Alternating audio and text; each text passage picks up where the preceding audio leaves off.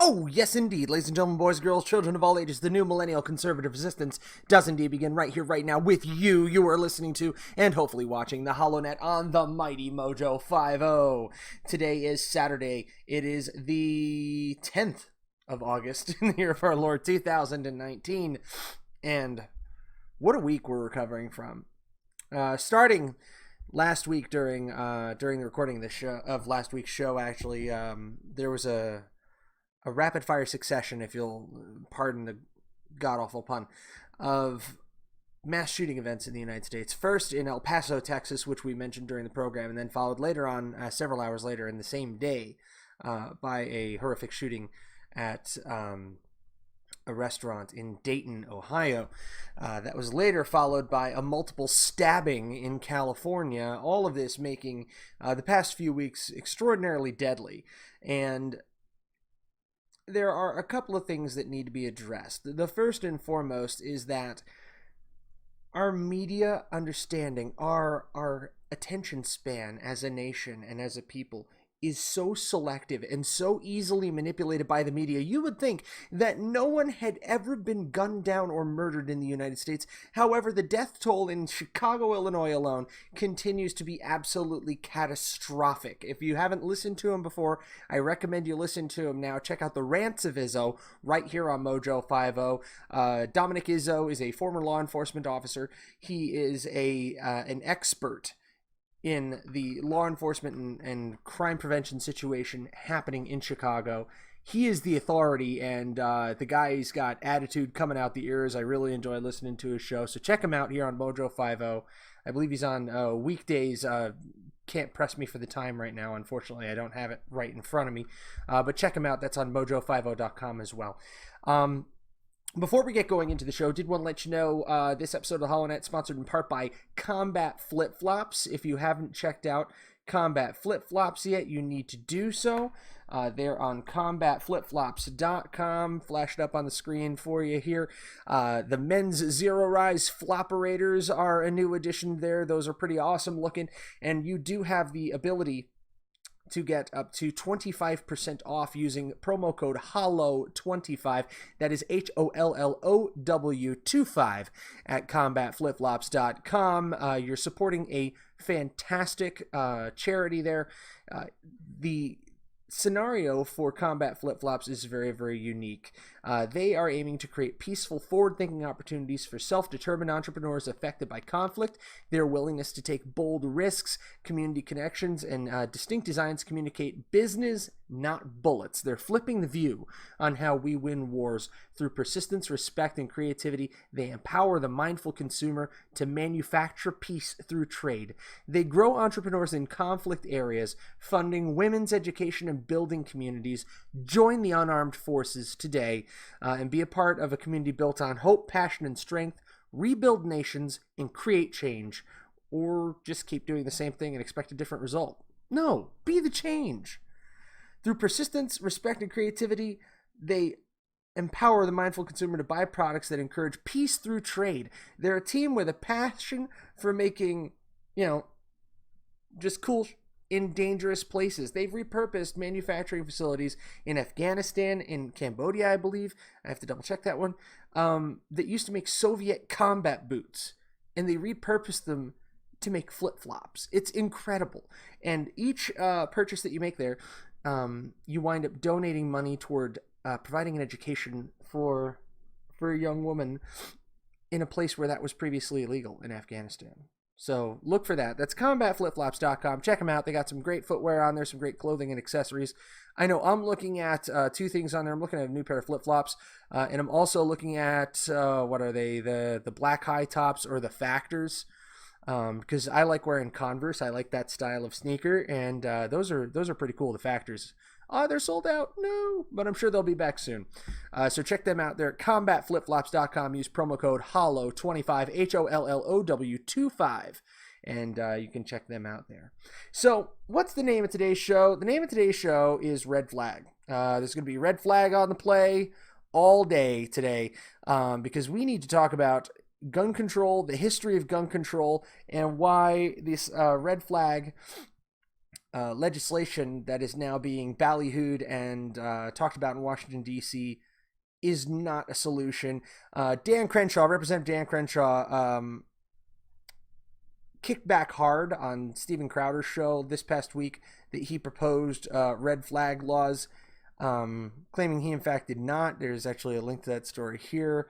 I'm not going to play the clip, but he got on Crowder to set the record straight. He's been taking heat from both sides, left and right. I'm not going to lie. I heard about it, and I was seeing red myself. Yeah, red flags. Yeah, very funny. Yeah, there it is. From both left and right for comments he made on social media in the wake of last weekend's horrific mass killings in El Paso and Dayton. First, he said, these disgusting mass shootings have been followed by a pattern ever since Columbine.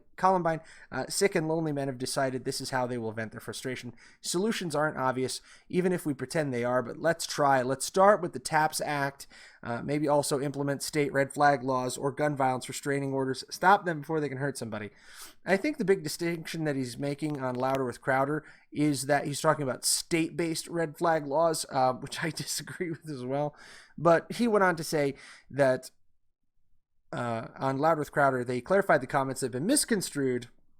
His actual proposal for combating gun violence in the country, in his quote, is saying, President Donald Trump mentioned red flag laws as a possibility. I want to talk about this because you've been catching flack from the left and also say some guff from the right, Stevenson. You mentioned the TAPS Act and maybe also implementing red flag laws or gun violence restraining orders. So a lot of people are obviously not thrilled with the idea. A lot of conservatives, to be fair. You were more open-minded and said maybe there's a solution here, maybe there isn't. Can you explain specifically what that is you're proposing so they don't misinterpret it? He said, I appreciate the nuance you added to that, in that I did say maybe, Dan said. He explained that he's actually in favor of the Threat Assessment Prevention and Safety Act, or TAPS Act, a grant program that allows local law enforcement to use the same analytical tools and training on behavioral threat assessment that federal law enforcement has been using for decades. And he says there's no relationship between the TAPS Act and red flag laws. They're two very different things. When it comes to the TAPS Act, it really has nothing to do with guns. It's just criminal behavior in general. Now, obviously, it could prevent people from engaging in mass shootings for sure, but it has nothing to do with gun control. He also stressed that he would consider red flag laws that have stringent safeguards based on due process. This is where we kind of lose the script. There are certain stringent safeguards that would have to be put in place to ensure the due process would be adhered to, such as multiple points of evidence. It can't just be one person's testimony. There has to be actual evidence presented. It has to be clear and convincing, not just a preponderance of evidence. There should be punishment for somebody who files a false claim against someone else to deter that kind of vindictive behavior. I think conservatives need to have a list of requirements. Okay, so this, I think, it represents Dan Crenshaw trying to reach across the aisle, saying let's not dismiss the idea outright.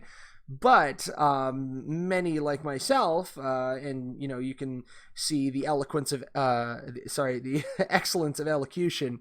Mr. Razor Fist, also of Phoenix, put out a staggeringly ranty video, as he is not to do. Which was about the video game connection that President Trump drew that just angered the hell out of a lot of people, myself included. This was a bad argument when they were presenting it in the 90s.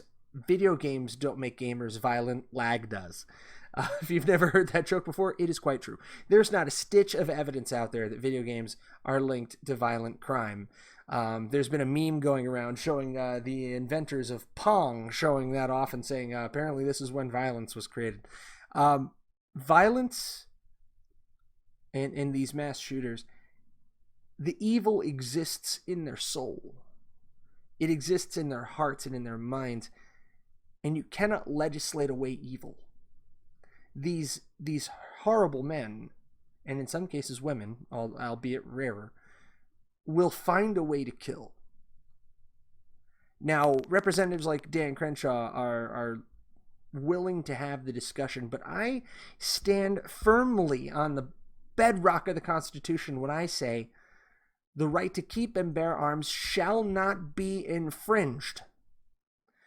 And there are very few ways that you can make a red flag system that is respective of the due process of law required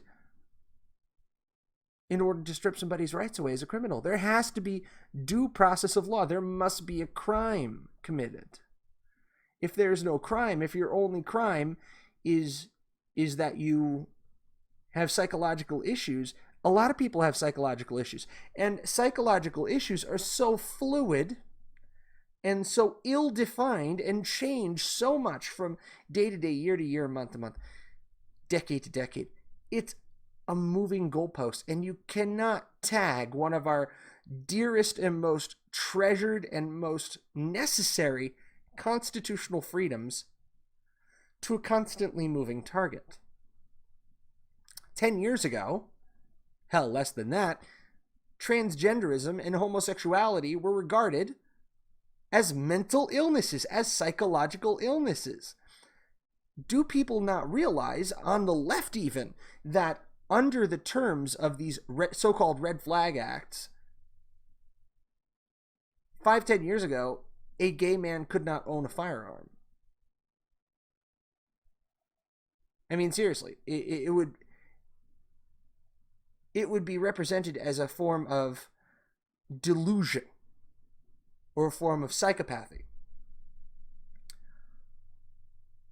And under existing red flag statutes, such as in the state of California, they could be disarmed. Now, a lot of people will say that's incredibly dangerous because, gay men and lesbian women and LGBTQ, AAIP, HIJK, LMNP are subject to harassment and they need the ability to defend themselves. Aha! There you have it. There you have it. And this comes back to the origins of gun control.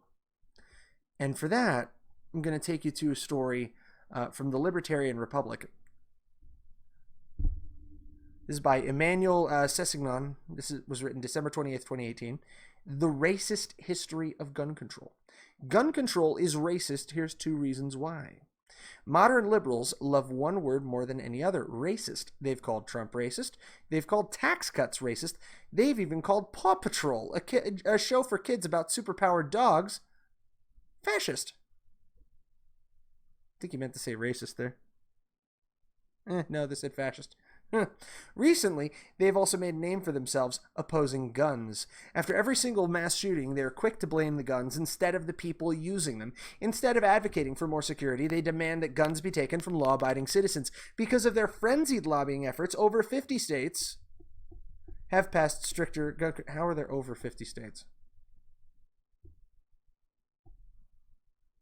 Okay. Yeah, all 50 states have passed stricter gun control laws. One problem: gun control laws heavily discriminate against minorities, especially African Americans. Here's how. Early gun control laws disarmed African Americans and encouraged lynchings. The abolition of slavery in 1865, Southern Democrats quickly rushed to put blacks, quote, back in their place. Southern states enacted many, quote, black codes, which placed laws on African Americans which did not apply to whites. However, after the passage of the 14th Amendment and the Civil Rights Act of 1870, these gun laws had to be race neutral, at least in name. But a black man's right to bear arms would soon be infringed. After a lynching in Florida was thwarted by a group of African Americans, Southern states began passing laws requiring licenses for firearms. Naturally, only blacks were ever charged for carrying unlicensed firearms. Whites only received a small fine, if any punishment at all, and blacks almost never received the licenses. In a blatant attempt to disarm African Americans, Tennessee and Arkansas banned all handguns except for, quote, military handguns. Sound familiar? Which former plantation owners could afford, and Confederate veterans, of course, already had. Freedmen's guns were confiscated and destroyed all across the South. By the 1880s, blacks had been effectively disarmed, and lynching rates skyrocketed. The news and the laws quickly spread across the North and Midwest, robbing countless African Americans of their Second Amendment rights. In 1919, a black worker in Ohio was charged with concealing a weapon. Where? In his own bunk bed, in the apartment where he lived. As the disarmament of black men continued in the 20th century, vicious race riots also grew in popularity. The most vicious of these was the infamous Tulsa Race Riot of 1921, in which mobs of armed whites attacked the black area of the city. In fact, they even used biplanes to drop bombs from the air onto black homes. Over 200 African Americans were killed. The end of the Jim Crow laws in 1964 after the passage of the Civil Rights Act did not stop the proliferation of racist gun laws. The Mulford Act was a law that banned the public carrying of firearms. The state legislature passed it almost immediately after the Black Panthers made armed demonstrations protesting the mistreatment of blacks in the region.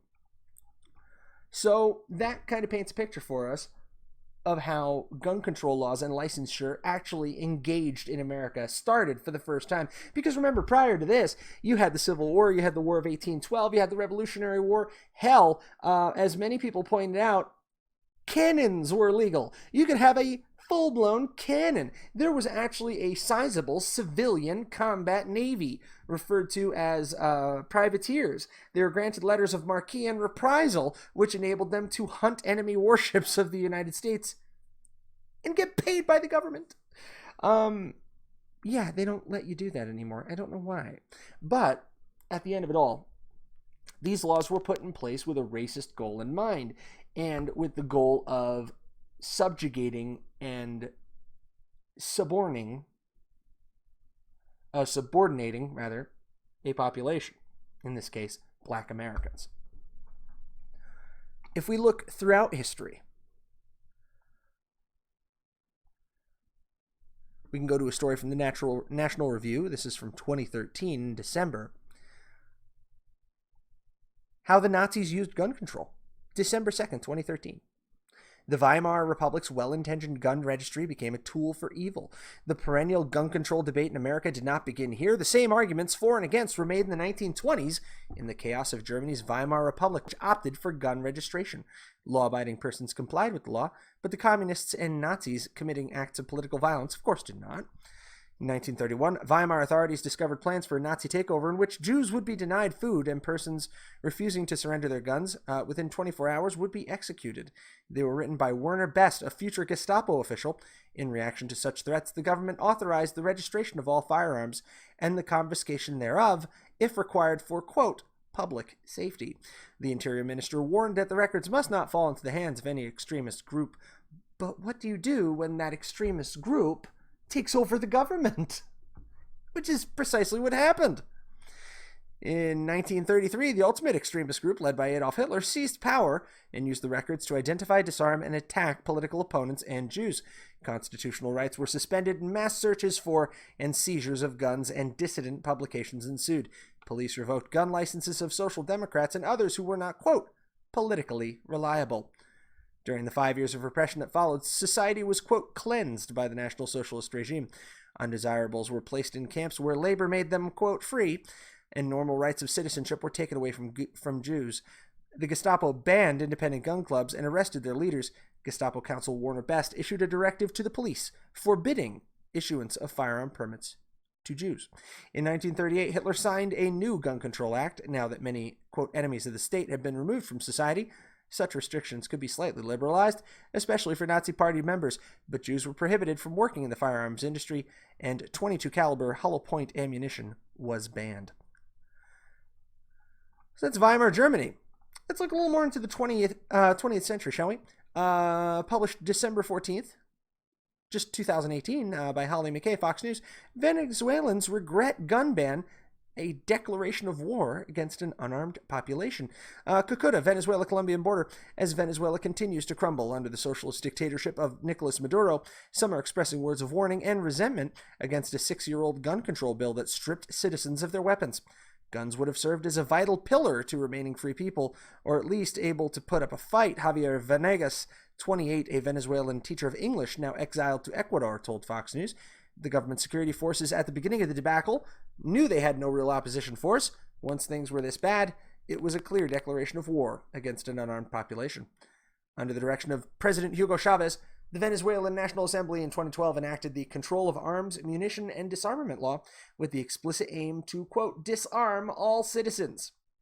The law took effect in 2013 with only minimal pushback from some pro-democracy opposition figures, banned the legal commercial sale of guns and munitions to all except government entities. Chavez initially ran a months-long amnesty program encouraging Venezuelans to trade their arms for electrical goods. That year, there were only 37 voluntary gun surrenders, while the majorities of seizures, more than 12,500, were by force. In 2014, with Nicolas Maduro at the helm following Chavez's death, but carrying through his socialist Chavista policies, the government invested more than $47 million in enforcing the gun ban, which has since included grandiose displays of public weapons demolitions in the town square. Doesn't that remind you a little bit of what they did in Australia? The massive gun grab they did in Australia? Kind of similar, burning and melting down stacks of rifles in the streets. By the way, if it comes down to that, definitely don't check here. I don't have any guns here. But yeah, before we go take a quick break, I did want to tell you about another great sponsor that we have here at Mojo 50. I want to tell you about cat coolers. As Matlock would say. Cat coolers are a cooler so rugged it changes everything. It's available in black. It's available in yellow. It's available in white. You can even have a customized decal put on. It's also available in camo color, apparently. I didn't know that. You do have the ability to get onto catcoolers.com. Use promo code MATT, and you can get a discount there on your cat cooler. Again, that's promo code MATT, and get your discount on your cat cooler. I believe that's 15% off. I got to double check that. Yeah. But yeah, that's catcoolers.com. Cat cooler is really interesting. It'll keep ice frozen for up to 7 days. So this is one of those things where you can take it camping with you on Sunday, get through the whole week, have it sealed up in the back of your truck, and then go back to it on the following Saturday to, head down to the lake and go fishing, whatever you do in your free time where you need a cold beer afterward or a cold soft drink or anything else kept cold. Pop that sucker open and it is still frozen. It's wild. Catcoolers.com. Cat Coolers. Check that out. Again, promo code MATT, promo code MATT to get your discount on a cat cooler today. And you can throw anything on there. You can throw the Mojo 50 Live Free on there. You can throw the HoloNet logo. You can put a picture of my smiling face and all that manner of fun stuff. So what we're going to do, we're going to take a real quick break here. When we come back, we're going to talk about exactly the response conservatives and libertarians shouldn't have to this whole debacle. Somebody's going to get the Dumb of the Week award here. This is exactly how you shouldn't respond to a mass public shooting if you want people to come over to the side of the Second Amendment and individual rights, freedoms. Because in order to have our individual rights and individual freedoms, we have to have individual responsibility. And that means taking responsibility when we do something stupid. If you want to find us online, you can find us at www.theholonet.com. Find us on mojo50.com, on the parlays, the MeWe's, the BitChutes, on Twitter at the HoloNet. And we will be right back after a short bit of messaging here. Stick around.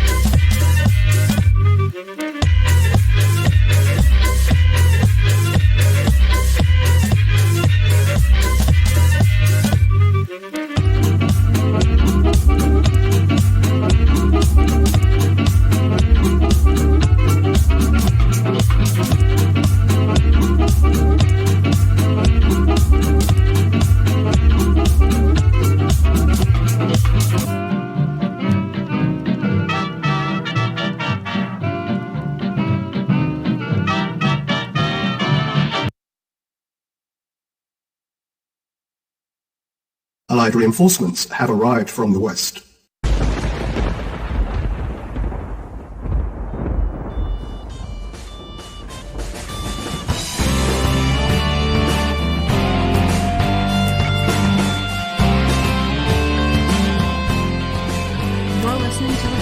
On Mojo 50 Radio.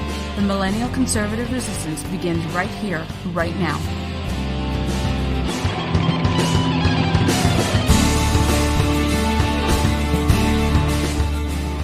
Oh, yes indeed, we're back. You're listening to and hopefully watching the HoloNet on the Mighty Mojo 50. Almost pulled something there. Hey, if you didn't notice, I'm rocking my Tartanic shirt tonight. Tartanic's awesome band, by the way. They play pipes and drums, pipes and flippin' drums, and they are actually featured at the Arizona Renaissance Festival like pretty much every year. And let me see if I've actually got something by them real quick, because they are absolutely awesome. In their shows, they thoroughly recommend and in fact request that people steal their music, and I have quite dutifully obliged, and I've used them here on the HoloNet as bump music before, specifically around, St. Patrick's Day, things of that nature. So let's see here. Where have I got it? I know I've got it here somewhere. Here we go. This is the kind of, Renaissance rock and roll I get down to right here. Come on, guys. There we go. Raising a glass to you, lads.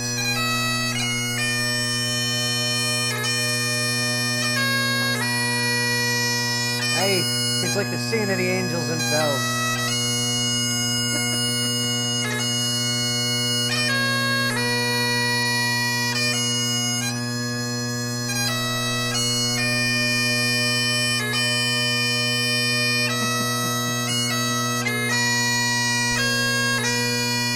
Wait for it.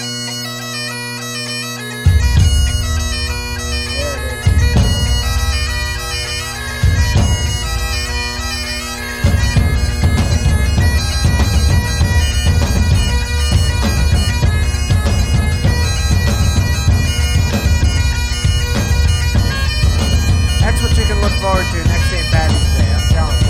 It's going to be rocking that out the whole time. Enough of that.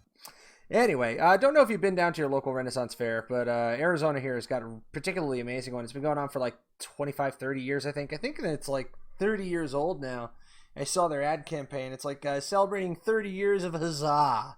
And if your family's into that kind of thing, definitely recommend checking it out. Hashtag not a sponsor, but hey guys, call me, because I would gladly do a stand-up spot right from there. Not like stand-up comedy, but we call it a stand-up. It's a press thing. But yeah, I'd love to take you guys on a little trip there to the Arizona Renaissance Festival. I'll see if I can make that work this year. But I digress. I just wanted to do something fun, damn it, because this red flag business, this gun control stuff, it's pissing me off. And I know a lot of people understandably feel a bit betrayed by President Trump in this. And I have to say, I'm baffled as to what the president's long-term view of this, what his long-term plan is. Matthew Daley reported on the 7th that bipartisan red flag gun law plan has support in Congress. Despite frequent mass shootings, Congress has proved unable to pass a substantial gun violence legislation, largely because of resistance from Republicans. But a bipartisan proposal led by Senators Lindsey Graham, because of course Lindsey friggin' Graham, and Richard Blumenthal is gaining momentum following the weekend mass shootings in Texas and Ohio that left 31 people dead. The emerging plan would create a federal grant program to encourage states to adopt red flag laws to take guns away from people believed to be dangerous to themselves and others. Similar bill never came up for a vote in the GOP-controlled Senate last year. Both parties expressed hope that this year will be different. President Donald Trump has signaled his support for the plan.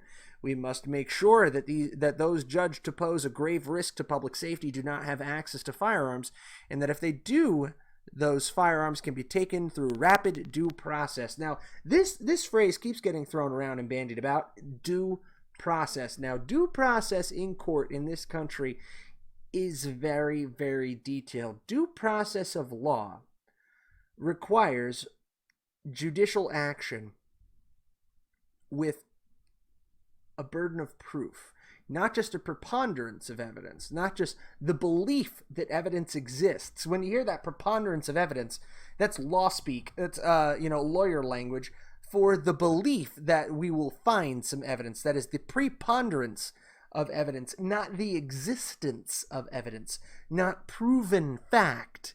And that is what we have to have in order to strip away someone's constitutional rights, either their right to privacy, to execute a search warrant, the right protection against search and seizure, or their actual arrest, their removal of their freedom of movement under the Constitution.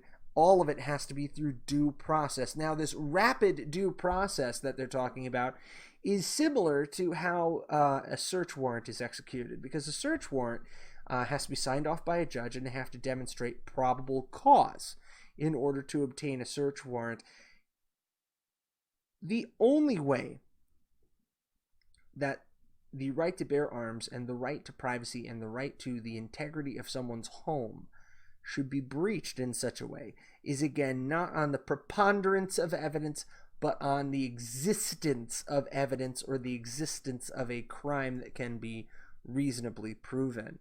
The fact that this is being carried out at the state level indicates to me, at least, that there is an anticipation of a constitutional hurdle, because if there was complete confidence that this was within constitutional bounds, it would be no doubt carried out at the state level, at the federal level, rather, in order to make it a clean sweep, because that's what the left wants, and that would be a valuable bargaining chip for Republicans in Congress and for President Trump to extend to the people on the left.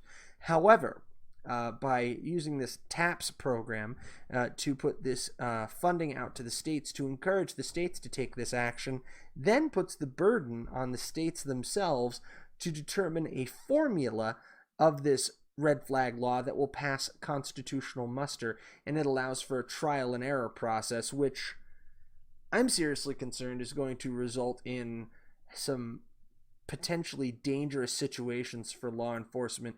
And in fact, there's been pushback from the law enforcement community that this kind of stuff can get their deputies and their officers killed. There was a shooting, I believe it was in Maryland, where an elderly citizen had a red flag warrant executed on him, and he chose to go down shooting. I mean, it's not simple. It's not cut and dried. And there is no gun law. There is no restriction on the rights of law-abiding gun owners that is going to extract evil from the hearts of men and prevent these types of killings from being carried out. At most, what you're going to do is you're going to control the mode, and you're going to potentially limit the number of fatalities that can happen in a single event. But even as you see in these mass stabbings, you can still have 7, 8, 10, 12, 20 people killed or seriously wounded in a mass stabbing event, such as the one that took place in California just today, I believe it was. There have been several reported in China, in the UK. It's basically a stabbing frenzy if the news media out of the UK is to be believed. But you cannot extract evil from men's hearts through legislation. That's not up to us. That's up to God to find and cure the evil in men's hearts. But I digress from my religious bloviating there for just a moment. Let's get back to the heart of the matter. But first, since we're talking about all these legislative steps that can be taken, let's talk about a couple of steps that you can take to control what the legislature does, to make sure your voice is heard. Let's talk about Patriot Mobile. Big Mobile's using all of its influence to push a radical anti-faith, anti-family agenda, and if you're using their services, you are supporting their attack on our values. We must become more educated consumers. Don't miss your chance to support gun rights, religious liberty, immigration law, and the sanctity of life when you switch to veteran-led Patriot Mobile, America's only conservative cell phone company. You can join thousands of members that have switched from Big Mobile when they learned their cell phone bill was supporting Planned Parenthood in sanctuary cities. It's easy to switch to Patriot Mobile. You'll save money, get the same super reliable nationwide service, and you can feel good about funding the right agenda. There are unlimited plans starting at $25 a month, and you can support your values when you come on over. Visit patriotmobile.com. Use promo code COMEONOVER. Again, that's patriotmobile.com. Promo code COMEONOVER. And join the fight to defend our American values through patriotmobile.com. Great company led by veterans, long-term supporters and sponsors of Mojo 50 Radio. So back to my previous point, a story from the Hill. A Colorado sheriff some time ago. Here we go. Colorado sheriff, this is back 4/8 of 2019, so back in April, warned that gun legislation in the state allowing law enforcement to seize firearms from people who are viewed as threats could put law enforcement officers at a risk. The bill, known as red flag legislation, would allow a family member, roommate, or law enforcement officer to ask a judge to take someone's gun away if they are deemed to pose a risk to themselves or society. Quote, that's the issue. If this ex parte hearing happens, ex parte meaning you don't get to be a part of it, it happens without you, without your knowledge or consent, and a judge rules that a person can't control their weapons at the same hearing, the judge can also issue a search warrant based on that information and the of the affiant or the person asking for the order, Steve Reams, the sheriff of Weld County, told Hill TV's Crystal Ball and Buck Sexton on Rising. What a name, Crystal Ball. Just never heard of her, but that's a hell of a name. Quote, that's where this bill sorely goes awry because it asks law enforcement, or actually it demands law enforcement, to go conduct a search warrant on the word of a third party and seize someone's firearms, he continued. That's asking for a host of issues, and quite frankly, it's putting my officers in a position where I don't think it's safe for them either, he said. In my mind, that's a clear violation of the Constitution on the Fourth and Fifth Amendments. Reams wrote in an op-ed published in The Hill last week that the bill is unconstitutional and he would rather go to jail than enforce the measure if it becomes a law, which it subsequently did become. That law was actually passed in Colorado. So I hope it doesn't come down to Sheriff Reams going to jail for it, but I will have links to that in the description if you want to check out his op-eds.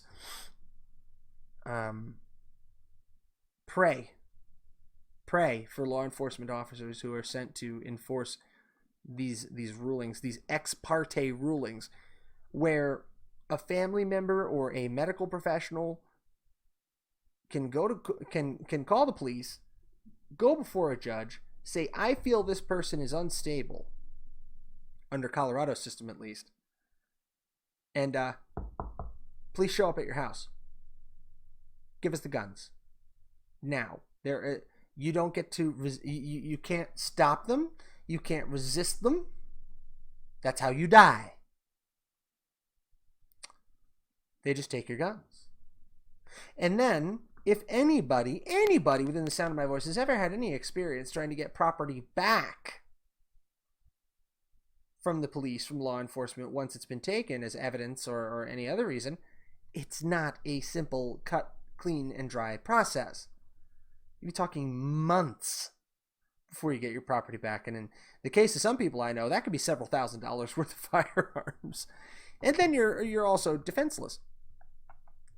Go to Fox News. Andrew McCarthy says red flag laws are unconstitutional. Former federal prosecutor appeared on the story with Martha McCallum. He said red flag laws are constitutional, rather, and could be helpful towards stopping shootings. So totally different opinion. Would these laws catch other potential shooters, and are they reasonable restrictions? To my mind, they don't have any kind of intrusion at all on reasonable, law-abiding gun owners. I have to disagree with Andrew McCarthy on this one, as the sheriff from Colorado just pointed out. If your guns can be taken away in an ex parte hearing on the word of a stranger, or on the word of a member of your family, maybe you fought, maybe they're making something up. How many domestic disputes are there that go bad? How many of us have that bad ex who would just say anything to twist the dagger? You know, he or she knows you've got some hardware laying around. You've got several hundreds or thousands of dollars tied up in firearms. and they want to give you some trouble. As Dan Crenshaw said, any law like this needs to be considered very, very carefully.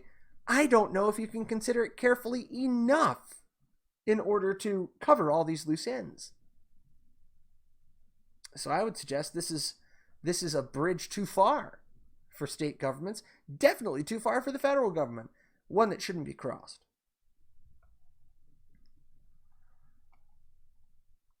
So now coming back to what I kind of led into prior to the break. Police say, and this according to Breitbart, a man who entered a Missouri Walmart with a rifle is lucky he's alive still.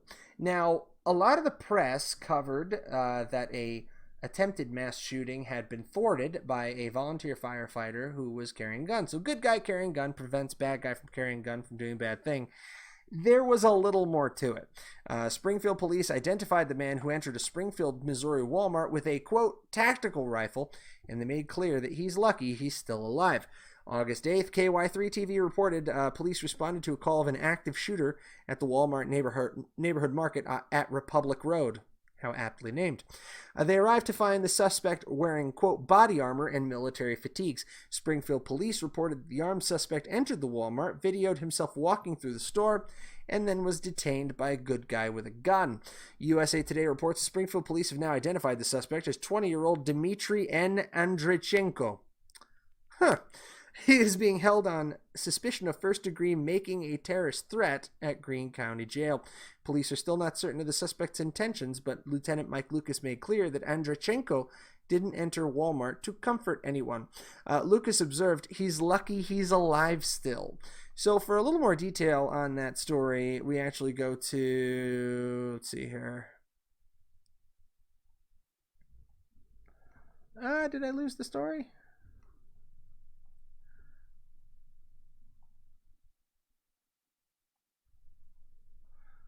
Oh no, did I lose it?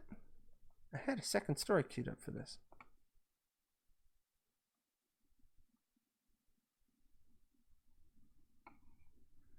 Dang it, hang on, I think I might have misplaced that story. Let me see if I can find it for you guys.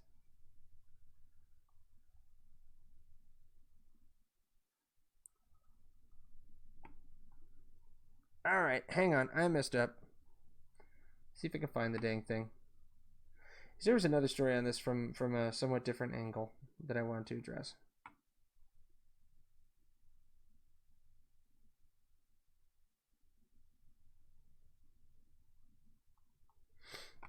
Let me grab it here.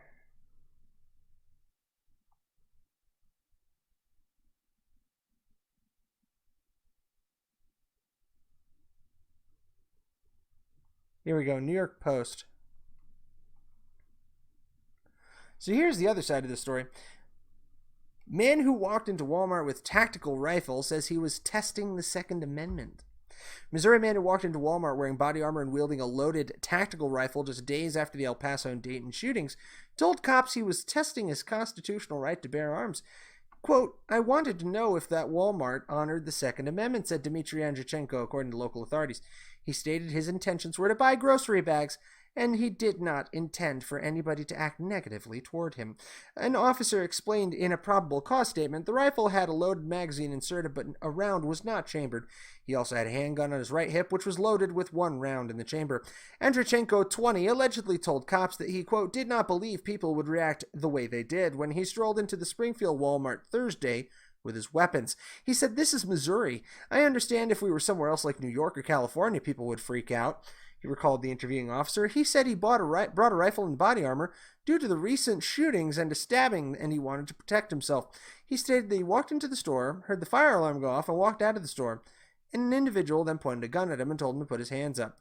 Cops said Andreychenko was detained by an armed off-duty firefighter and later placed under arrest. He allegedly mentioned the shootings at Walmart in El Paso and the bar district in Dayton, Ohio that occurred last weekend, and noted how he told his wife, Angelise, that he was going to put his Second Amendment rights to the test in the wake of what had happened. He said he wanted to see if the Walmart manager would respect his Second Amendment right. She told him it was not a smart idea. Dude, you probably should have listened to your wife, you moron.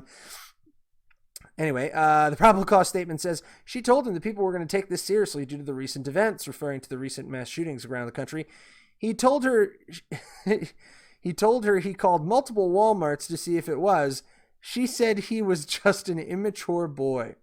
Andreychenko allegedly went with his sister Anastasia, because of course she's named after the Grand Duchess Anastasia, at one point, and asked if she would videotape him going inside the store. He called it, quote, a social experiment, according to the probable cause statement. She told him it was a bad idea and that she did not want to do that. Andreychenko went ahead with his plan anyway, and he's now looking at a felony charge of making a terrorist threat in the second degree. He faces up to 4 years of prison and a $10,000 fine if convicted.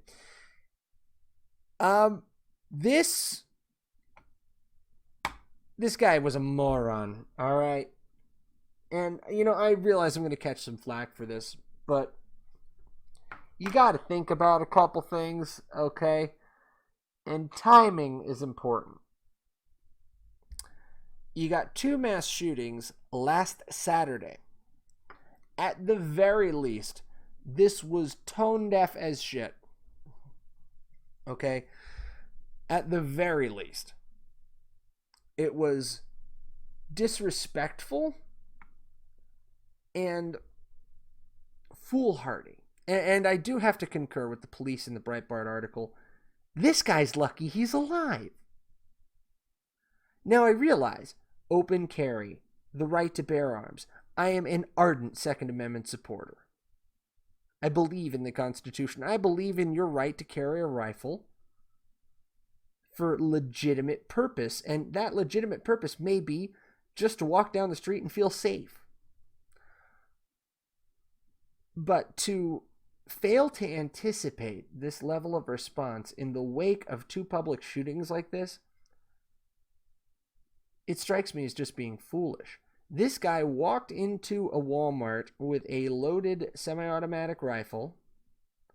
I'm not going to say a tactical rifle, because what the hell is a tactical rifle? It's a nonsensical term.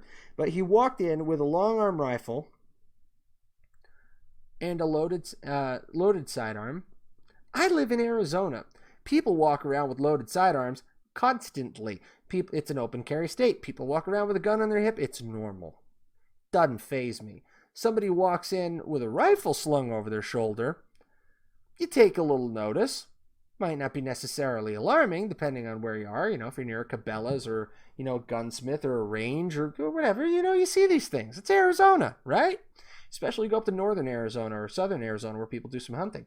It's not a big deal. You walk into a Walmart wearing off-the-shelf combat fatigues and body armor. This is where we start to cross the Rubicon from, okay, I can see where you're going here, and I can agree with you to an extent that, carrying your rifle, sure, you have the right to do that, it's open carry state. But the camo and the body armor, really?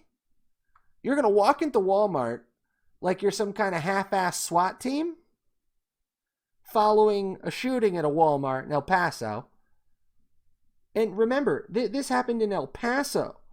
So people in Missouri are thinking about, God, if it can happen in another gun-friendly state like El Paso, Texas, it can happen in Missouri. It can happen in Arizona. So even if you want to go so far as to walk into a Walmart with your rifle slung over your shoulder and a gun on your hip in plain clothes, that's one thing. But walking in looking like I don't know, discount G.I. Joe, I just don't know, man. I think you were looking for a very deliberate response. I think you were looking for this kind of reaction. I think you got it, and I think you're damn lucky you didn't get worse. Because right now, police officers are keyed up. People are keyed up. Yes, you absolutely have the constitutional right to carry those weapons, and I support your constitutional right to open carry those weapons wherever you wish to go. I can still say it was kind of stupid. That's my opinion on it. Yours may differ. I'd love to hear what you have to say in the comments. But my parting thoughts on today's show.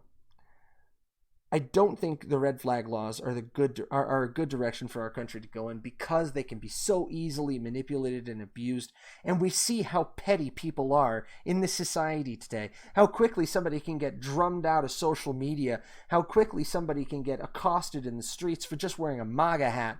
How easily people's lives are ruined just by association with President Trump, by having it put out there that they supported President Trump, like I believe it was Gonzalez is doing in Texas right now. What was the name of the guy doxing Republican donors? Let me see.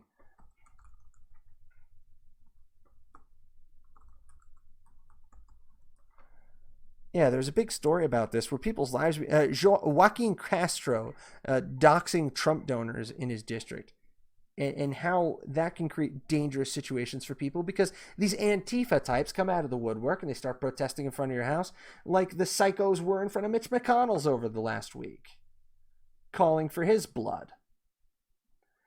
It's becoming a very dangerous time. And when you think about how petty people are, just about somebody donating to President Trump, and you want to give them an additional tool they can use to make somebody's life a living hell, on the Colorado model fairly easily. I think this is, once again, turning to the American government and turning to our state governments and investing them with too much power over our personal freedoms and our individual rights.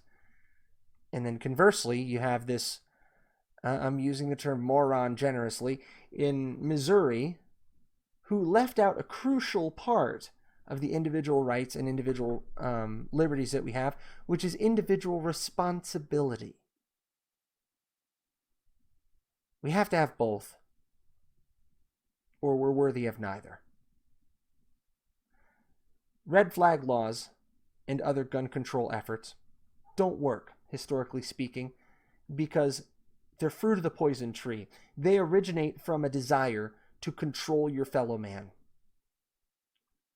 and to oppress your fellow man and to rule over them. And everything that follows after is stripping someone of their God-given right of self-defense. On that note, protect yourselves. Watch out for your freedoms. Good night.